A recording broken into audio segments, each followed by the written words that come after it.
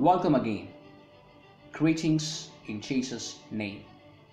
Christian Missionaries Insight presents second episode featuring great missionary Taylor James Hudson. He was born on 22nd May 1832, Barnsley, Yorkshire, United Kingdom, founder and director of China Inland Mission. Taylor sensed by the time he was 17 that God was calling him to China. He prepared himself by reading books on China, analyzing the Chinese Gospel of Luke, and studying medicine. 4 years of first term of service, 1853 to 1860, in Southeast China was under a Chinese evangelization society founded under the inspiration of Karl Gutzlaff.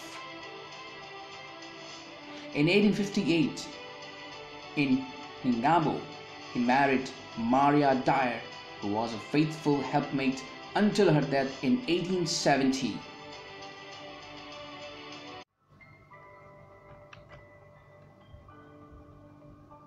Although forced to return to England in 1860 because of poor health, Taylor had continuing concern for the millions of Chinese living in provinces where no missionary had ever gone. In 1865, he summed up his growing vision in China's spiritual need and claims. The same year, with great faith but limited financial resources, he founded the China Inland Mission. Its goal was to present the gospel to all the provinces of China. Beginning in 1866 with a group of 22 missionaries, including the Taylors, the mission grew rapidly in numbers and outreach.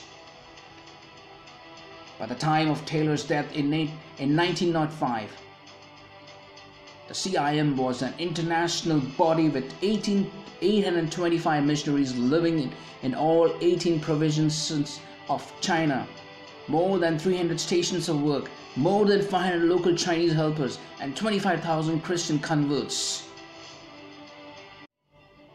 Taylor stamped his own philosophy of life and work on the CIM. Sole dependence on God financially, with no guaranteed salary, close identification with the Chinese and the way of life, administration based in China itself rather than in Great Britain, an evangelical non-denominational faith, and emphasis upon diffusing the gospel as widely as possible through all of China. The last led him to encourage single women to live in the interior of China, a step widely criticized by other mission societies.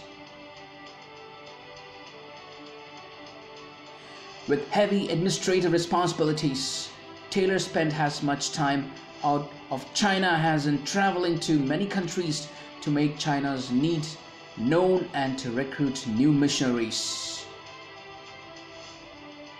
Although often absent from China, Taylor kept in close touch with his many missionaries and, where possible, continued to engage in missionary activity. He played a prominent part at the General Missionary Conferences in Shanghai in 1877 and 1890. He retired from administration in 1901, died in Changasar, Hunan in 1905, and was buried in Chingasu.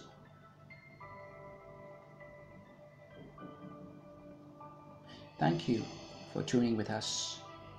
May God inspire you to be a missionary. May God bless you. This is your narrator, evangelist, Daniel, for ABC Ministries International.